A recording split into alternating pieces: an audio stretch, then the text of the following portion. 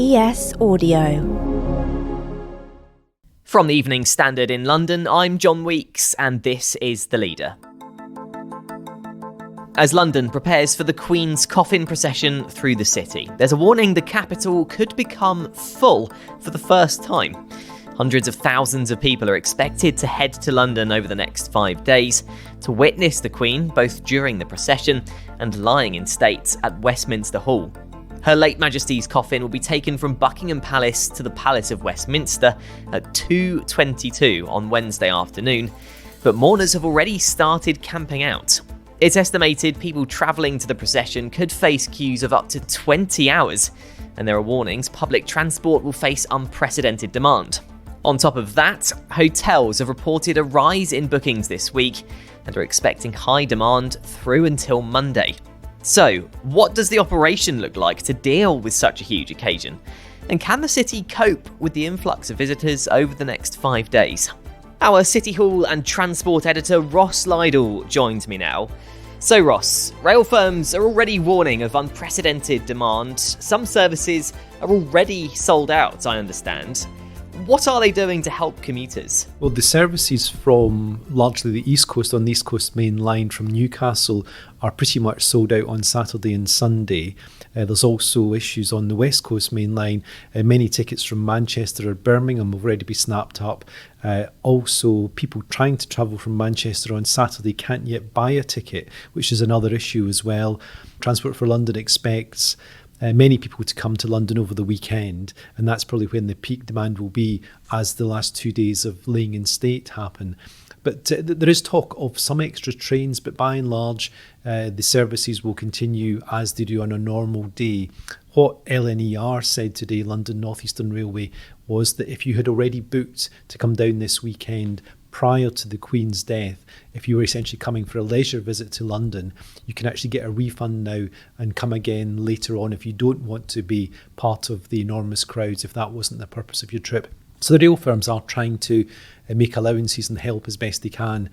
But the problem is that because of the chaos we've known on the West Coast Main Line with Avanti, where it's reduced services some weeks ago because of a lack of drivers, that is now having an impact on services to London on what is regarded as the most important rail link in the country. And the key bit of advice so far seems to be plan your journey meticulously. What is the best plan? The advice here is to think twice probably before you go anywhere near Green Park Station would be the first thing to say. Over the weekend it was shut on numerous occasions, almost on an ad hoc basis due to overcrowding. My own family were coming in on Sunday just to go shopping in the West End, and on board the Victoria line the message was beamed up saying Green Park Station closed, and what that means is essentially is that the Victoria line and the Jubilee line trains just run right through the station, so you can't then get off at Green Park, and that's simply due to the sheer number of people trying to use the station, especially tourists or people not familiar with London won't really know where else to go. Now, TfL says there are many alternatives to using Green Park. Go to Hyde Park Corner, for example, go to Victoria and walk, go to St James's Park. And it's provided some new numbers as well, just showing the scale of demand. For example, Hyde Park Corner on Sunday was something like 140% busier than the previous Sunday. Similarly with St James's Park, more than 150% more busy. So it shows how many people are coming into London. But essentially the advice is, look to come in, use public transport, don't even think about driving, but be prepared to walk the final mile. You know, if you come to a mainline station such as Victoria or Charing Cross, it's really not very far to walk. You don't have to get that extra tube journey. So plan your journey, look out, don't come to Green Park, and get on Shanks's pony, as we say. And as you said, the advice from TfL is to perhaps walk where you can, walk to your last station. Is it just a good idea to walk full stop? Don't get on the tube at all? Well, I believe there was some advice issued by the government in the last 24 hours advising Londoners to work from home if they can, which obviously harks back to the pandemic days. It may be there are plenty of Londoners who just don't fancy coming into town and will find this is a very good reason to continue the habit of working from home. They know how to do it now because of the pandemic. This almost harks back to the Olympics 10 years ago when there were rumours that some Londoners were going to leave town because of all the kerfuffle and the crowds. Of course, those who stayed actually saw the most amazing spectacle. I think the reality is that so many people will be drawn to the centre of town, either to pay their respects to the Queen or just to be caught up in this astonishing moment of history that London will be very, very busy indeed.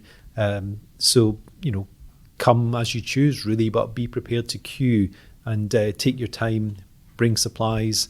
And if you're going to queue for the laying in state, you could wait a very long time. So come prepared. And are there any signs that regular commuters will avoid travelling into or around the city because of this influx of people? Well, it depends how far you're coming from. Imagine if you're walking from Hendon or Mill Hill, it'll take you quite a long time to get into town. So probably, come to King's Cross. Even from King's Cross, it's still really quite a walk to Green Park. So I wouldn't necessarily recommend that. You could, of course, jump on a Boris bike if you want to do that. You could get a cab. You could get a bus, might be the most sensible thing. But the other thing to remember is that there'll be substantial road closures all around St James's Park, around Buckingham Palace, around Green Park. So you won't be able to get right through to the most central areas. Last week, as soon as the Queen died, pretty much Constitution Hill was closed off, the Mall was closed off, and we saw the huge crowds there. And the reason for this is simply due to crowd control. Tens and tens of thousands of people are coming, and it's for their safety and the safety of others that road closures are being implemented. So TfL has actually published a list of other stations as well in which it is worried about overcrowding, and people are asked to sort of take that into account and choose where they go to. But, for example, Westminster is likely to be busier, Charing Cross is likely to be busier, and even up in Lancaster Gate on the edge of Hyde Park, that's expected to be busier as well. Let's take a break now. In part 2, the Evening Standard's John Dunne tells us just how busy London might get. I've never seen anything like it, and the number of security officers on the streets, even at times when the terror alert was extremely high, I think this exceeds that.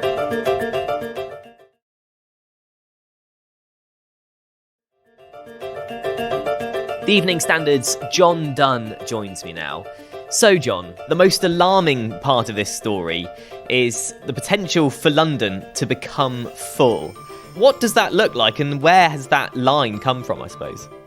I think the authorities, especially the police, are very concerned that hundreds of thousands, if not 1 million people, are going to flock to London. And they have been congregating at Buckingham Palace over the last few days since the Queen's death. They've been laying flowers in Green Park, and it has been a fairly orderly event. But having said that, with the laying in state ahead, many more people are expected to flock to London and queue to see the Queen, have that historic moment with the coffin, to pass by the coffin. And I think the potential for millions of people to flock to London to do that has put pressure on policing and has raised alarm bells with the government. And it's obviously a huge security operation. Worries there are going to be possibly 1 million extra people heading into London. Can the city cope with that? Having been out and about today, there's thousands more security officers, private security firms have been drafted in to help police the streets, to man roadblocks, if you like. Some roads have been cut off to stop log jams and to organise the crowds effectively.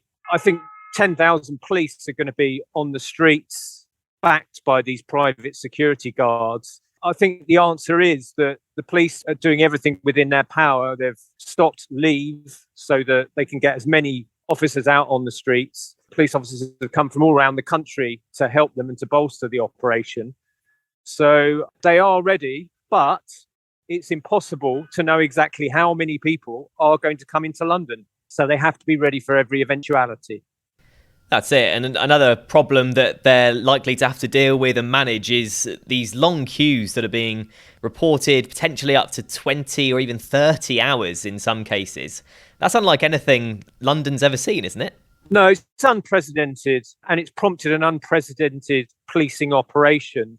I mean, the idea that the government, is officially warning of 30-hour queues. There are strict rules for these queues. People who go through are going to have to be scanned. They're going to have airport-style security, which is good for security, but in a way is going to mean it's going to take longer to get into the Palace of Westminster, which is going to create problems in itself. These queues, I mean, there's been talk of 5-mile queues. It remains to be seen if people heed the warnings and don't camp overnight. The government said, please don't camp overnight. That won't be tolerated. So it remains to be seen whether people heed these warnings and that the event goes off safely and securely.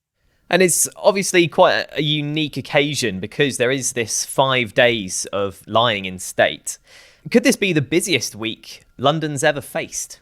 Yeah, I think I've been a reporter on the London Evening Standard for a long time. Since the Olympics, we've had huge events in London. But I think the word unprecedented is used loosely sometimes. But I think really, from what I've seen so far and what we're going to have ahead, it is unprecedented. I mean, I was in Green Park this morning and Mourners are laying thousands of bouquets of flowers still. I've never seen anything like it. And the number of security officers on the streets, once again, even at times when the terror alert was extremely high, I think this exceeds that. Talking of unprecedented, one of the organisations that has mentioned unprecedented demand is TfL and some of the other sort of rail services. Do you think this has the potential to bring the city to a standstill just because of the sheer numbers of people planning to come into the capital? I think there are inevitably going to be problems. I mean, people have been warned, TfL have warned people that they probably won't be able to go to the funeral and then go to Windsor Castle afterwards. They won't be able to travel easily in and out of London. And there are potential log jams. I think what TfL are asking people to do is plan ahead very, very specifically to look at live news, their live updates, their transport updates to see what's going on. But I think inevitably with that many people packing into a very small area of central London, there's inevitably going to be too much demand. And it remains to be seen what problems that throws up. And I understand there could be some changes to the way the tube runs as well. Things like some non-stopping trains and alterations to how people go in and come out of stations. What do you know about that? Having been out and about today, there's already changes on the roads. Roads are being closed. Pedestrians are being ushered in different directions. Pavements closed. And I think stations as well, the logistics are being looked at. And there will be changes to exits and entrances. It's somewhat like when there's a logjam, I suppose, at Oxford Circus on a commuter day and people have to be rerouted. This inevitably will happen. And the extra security and the extra stewards drafted in will be responsible for showing people safe ways to enter and exit stations. And from what I've seen today, there are thousands of people taking on that sort of role. And there is a sort of flip side to this, isn't there? Because when lots of people come into London, it can be, or usually is, a good thing for businesses.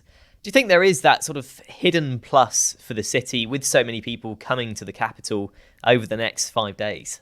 I think that's definitely the case. Post-COVID, London's taken a time. It's been a stuttering start to the reignition of the economy here. And I think if you have a cafe or if you have a business, you will be doing well. I was down at Green Park today and the cafes around there, the cafes in the park were very busy. And the number of international tourists here is incredible. I mean, the number of different nationalities laying flowers really does lay testament to how popular the Queen was and what a worldwide figure she was. And obviously, these international tourists, they bring in cash and they keep the tills ringing for the businesses. So that's definitely the case. There will be a boost for the economy. And just finally, John, for people who are planning to come into the city over the next 5 days or so, what is the best advice to follow in terms of trying to avoid as much travel disruption as possible? I think look at the live updates, TfL News. It will be a movable feast. Things will change. So keep an eye on that live information. Obviously, media organisations will be blogging about the situation on the ground, including the Evening Standard, as to what's happening. Plan your trip very carefully. Give yourself a long time to get into central London and to get out. And patience is the watchword, really, because London is going to be full. There's more news on the Queen's lying in state procession in the Evening Standard newspaper and online at standard.co.uk. That's The Leader. Thanks for listening. We're back tomorrow afternoon at 4 o'clock.